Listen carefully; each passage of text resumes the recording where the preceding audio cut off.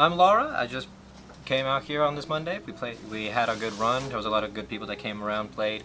I ended up topping first. Had to play 4 rounds. First one was a mirror match.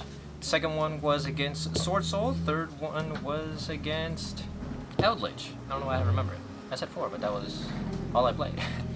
Anyways, we'll go ahead and go into my deck profile over here. So I'm playing branded Despia. So I'm running 3 Aluber. He's a must-of in the deck. Searches out all your important key combo cards, branded fusions, branded in red, branded opening if you're brave, and also other cards like the Despia Theater and branded Loss. 3 Fallen of Albaz, kind of what the deck also revolves around. I don't really see him normal summon or special summon a lot, but he does have that utility of being able to fuse off your opponent's cards. And then of course he goes into a lot of your other big plays such as Mirror Jade or your other fusions. And then also playing 2 in Despia Tragedy. I did used to run 3, but I'm running 2 because the third one kind of felt a little dead to me because there's not really a whole lot more I can search for. So he's only searching monsters. The only monsters would be the Aluber, the Dramaturge, and if you're running comedy, you can also search that too. But I don't run comedy, so that's why I dropped Tragedy to 2. Next, I'm running the 1 Incredible Ecclesia. She's recycles herself. She's good. She can special summon herself. She can bring out Albaz. She can help whip out a lot of different plays, especially if you're fusing off and then you lose it for whatever reason. 1 Dramaturge because he brings himself out. It's a one-time negate whenever they special summon a monster from the extra deck or a ritual, I think. So and it's also a 3k beater, so it makes things a lot easier to get over. Then the 1 Ad Libitum. Ad Libitum has actually came in clutch so much for me, being able to cycle back a lot of my fusion monsters that have been sent to the graveyard or banished, and just being able to continue on with my plays and pressure. It's really good. Although I only run 1 because anything more than that, I feel like it can brick really hard. Then I'm running 1 Albion. It's pretty much a free draw. I also use it as a branded fusion target. 1 Spring Ants Kid. I've seen this come up once, and she pretty much does the same thing that Aluber can do, but she can also special summon herself for free if you have a fusion monster, which makes it a lot easier to deal with. Not much else other than that though. She's pretty useful in utility. 1 Mercurier. I thought about dropping it, but I chose to keep it just because of the safety that it can get you being a hand trap. If you try to do any play and your opponent tries to negate it, you can just ditch this and keep your play going. And then interesting tech that I didn't get to see at all was my 2 Keeper of the Dragon Magic. Honestly didn't think too much of this card the first time, but then whenever I was going through the original Structure Deck list, I've read his effect, and it seemed pretty good because it pretty much can get me Branded Fusion, it can get me Albaz, and then it can also help being a Super Poly target as well. So I'm only running 2 because I don't know if I want to run a third, and I don't know if I want to commit to keeping Keeper, but it seems like pretty good. Again, I didn't get to see it at all today, and I mostly cited it out other than that. And then I am running the Frightfur package, or the Edgem Chain, with just running 2 of them. It's extra draw power, pretty much. You use it as a fusion target, get Patchwork, then use Patchwork, get it and a Poly. It helps so much, and then it also helps with Guardian Chimera as well. It's actually pretty good. I used to run 3, but I only ran 2 because I kind of felt a little bit having a little bit of a dead hand. Sometimes whenever I would only have just the 1, it just becomes discard fodder after that. Now on to spells. That's it for the monsters. I am running 3 Branded Fusion. This is a must. It does everything for you. It plays a game. It gets you out your Lubellion, and it gives you your big combos. Only thing that really threatens this is Ash Blossom and Anti-Spell Fragrance. It's really good. And then next I'm running 3 Branded Openings. I'm thinking about cutting down to 2, but having the consistency of being able to see Branded Opening, and then if you are going second and they activate Anti-Spell, you can chain with this, and you can at least get a little bit going off. If you can't go into branded fusion, then you can get branded in red, and then be able to use that to kind of facilitate some pressure on your opponent's turn if you can't get anything to the graveyard. Then I'm running only 2 branded in reds because I don't own a third. This card's stupid. Just add a Despia from the graveyard to your hand, and then fuse off by banishing whatever materials. I mostly use this to get out Guardian Chimera, but then I've also used it as well for other fusion summon plays. I've used it to get Dragostapellia once, I've used it to get Sprint, and it's helped really well, especially with Adlib, because then you lose nothing. You literally lose nothing. It can only be stopped like one way, and that's preventing either calling fusion, like something like Dimensional Barrier, or eliminating the target for branded in red. And then I'm only playing 1 theater. It's pretty much just a once per turn poly, but it does have a really good effect for if you lose a non-fusion fairy, you can bring back a fusion monster from the graveyard. That's really good. I only running 1 because I don't see too much of a need to get it, and then you can also search it off with Aluber as well, for if you do have it. I see it more as like a late game card, but I've also used it as like a side out fodder as well. And then I'm running 1 Branded Lost. Branded Lost, it protects your fusion monsters, protects your fusion summoning. However, it does not protect against Ash Blossom, but also being able having its search really good. And it's a continuous spell, so you can just slap it. That's really it for the core branded Despia stuff. Next I have are 3 Super Polys. Stupid card. Literally board breaking, can't respond to it. Snatch up your opponent's cards if possible. I've used this multiple times, and it has helped me out pretty much in all the situations I needed it for. And then you can also use it on your own monsters too, if you're trying to help with creating your own, or keeping some of your cards safe in case your opponent tries to out it. Like I said, when I'm running the Patchwork engine, just only 2 of these for the same purpose of I only have 2 of the Edge Chains. They're pretty. This card is really good by thinning out your deck, but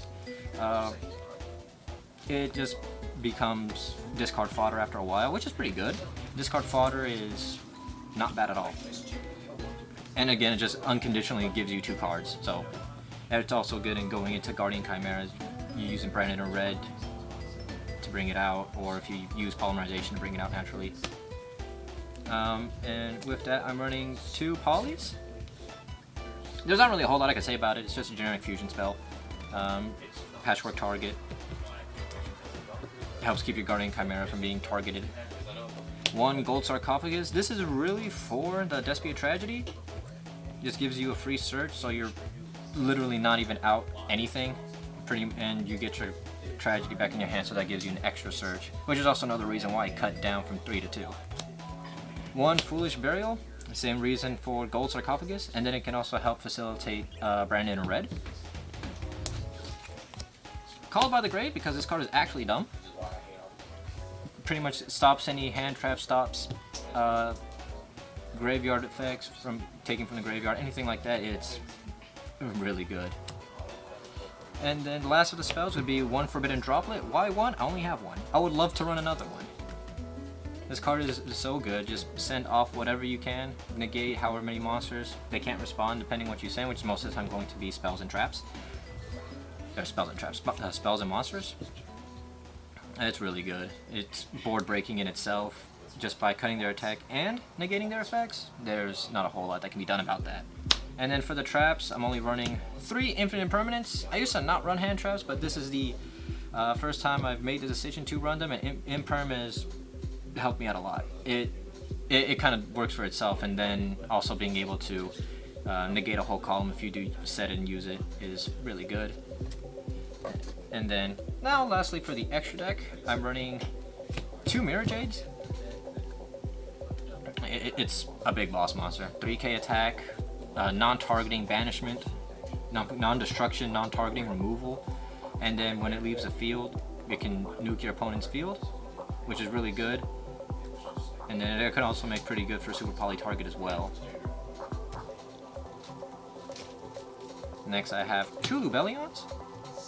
Lubellion itself is really good. It's mostly just a part of the party starter. Summon him, send a card from your hand to the graveyard, then fusion summon by returning to the deck. Honestly, he's really... I pretty much use him to go into him. There's very rare situations where he actually stays on the field. One Quertus? I only run one because I don't find a major need in running a second one.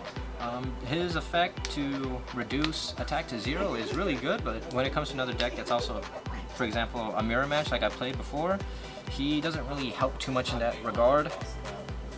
But he does help make as an easy target because it's a light or a dark monster you can bring out. And he has a nice floating effect to special summon a Despia monster from the deck, which is really, really good. I'm running one Masquerade. I wanted to run two, but I didn't because I don't have another one, but because I don't find too much of a need for Masquerade other than it unconditional burning every time a card effect is activated. And where it's a continuous effect, it can't be negated, but it doesn't really do much other than bring itself back, which I guess is cool, but after that, it's not really, it doesn't really help too much. And whenever it comes back, you don't get to keep the burning, so one is, I find one be pretty optimal. Then we got two Guardian Chimeras. This card is really good. Really good target for Brandon in red. You fusion summon it, pop however many cards of monsters from the field, and then draw however many cards that you use from the hand for free.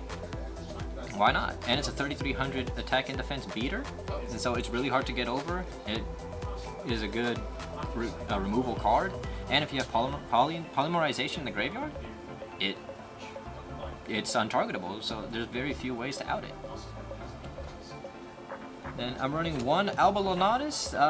This one really for any deck that runs dragons. I didn't get to experience any of that, so it's still in here. I don't know if I'm going to take it out or not because it does have a... it is very conditional, very situational, but it has a pretty decent effect, but I like it more as a way to out my opponent's board if they're running pure dragons. It just cleans their board up and then I can attack that many times, which if it's a normal size board like 2 or 3 cards, that's pretty much, that could be enough for game if I have another monster on the field. One Proskinian. I wanted to bring him out many times, but I necessarily couldn't. But this is pretty niche. Special summon a monster from my opponent's graveyard to my side of the field. Unconditionally will do damage. It can be a pretty good game closer. It's a 3200 attack and defense beater, and it's only a little hard to bring out, just where you need 3 targets in total. One being a Despia monster, the other one being one light and one dark, but it's pretty good. 2 Albion. I actually fusion summoned him once, which was the first time I've thought about doing that ever, but it was mostly used as a Mirror Jade target to bring me like a Brandon or Red set. But when you can fusion summon, when you bring him out, he's an unconditional fusion summon. There's no cost. You can just banish the materials, and you can use him to banish, say, Adlib and something else, and then just fuse into something else. And then if you use Adlib with like Mirror Jade or something, you can bring back the Mirror Jade with Adlib's effect. So he's really good. And then when he's sent to the graveyard, setting a branded spell or trap is really good, in my opinion at least. One Titanic Clad because I mean, you can clear out big monsters with like Super Poly or something, or with just Albaz's effect. It's hit the camera. It's just practically a beat stick for the most part. Nothing really else outside of that. One Sprint. It came up once and it helped me out problematic card. Its ability to just kind of go to a column and then out that column is pretty situational. It can be good. It just depends on the situation. But it also being a machine, it helps you bypass cards like Anti-Spell Fragrance or there can only be one. And if there can only be one, then you can there can only be one and not worry about it. But this deck plays around that really well, anyways. And then it gives you an Albaz for free if it's sent to the graveyard. And then lastly, one Dragostapellia. This card is really good. I had someone play it against me once, but I was able to out their play and play my own. It has a pretty good effect, reducing levels to 1, which helps with the Quer display, and then negating monster effects too, which is really good. So this card is pretty niche. There are situations where I don't need it, and so I just don't bring it out. But then there are situations where I do want it, and being almost generic materials makes it pretty good. Now, last for my side deck, I have 2 Nibiru. I haven't had to side this in yet, but for decks for like combo heavy decks, an easy way to out them. 2 DD Crow. DD Crow to kind of get rid of targets is really good against Eldritch. Funny enough, I actually didn't use this card against Eldritch today. 3 Token Collector. This is for decks that use tokens, like any deck that's running the adventure tokens, Sword Soul. I did side this in, but I didn't get to see it. But I also sided in there can only be one too, so it helped the Sword Soul match up a lot. 3 Twin Twister. This is really an out to back row heavy decks like Eldritch. I do want to take one out and put in a Harpy's Feather Duster, but I didn't think about that at the time. So I probably will do that after this, because Harpy's Feather Duster is better than Twin Twister and it's unconditionally destroy your opponent's back row, whereas Twin Twister you have to discard a card to destroy 2. Then I run 3, there can only be one. This card is really good against decks like Eldritch, where you can prevent them from getting their zombies, like their Golden Lord, some of their trap summons, and then also against Sword Soul, you literally just stop them from playing the game. And it doesn't affect you any at all because you're bringing out dragons, worms, beasts, machine, fairy, fiend, so you can keep your plays going and not care. Even Ecclesia is a spellcaster, so there is very little reason to be worried using this. And then lastly, 2-Dimensional Barrier. I use this to help out the mirror match, stop them from fusion summoning, then, or I can use it for like Xyz heavy decks, stop them from doing that. It's just pretty much just to slow them down. But that's it for my deck profile. It was a pretty good run overall today. I enjoyed, and everyone played phenomenally well.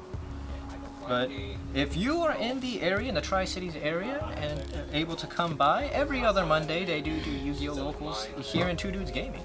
So if you want to come by, play, say hi, or whatever, or even get yourself some merch, by all means. But thank you for watching. That it? Yep. Sweet. Alright, do it again.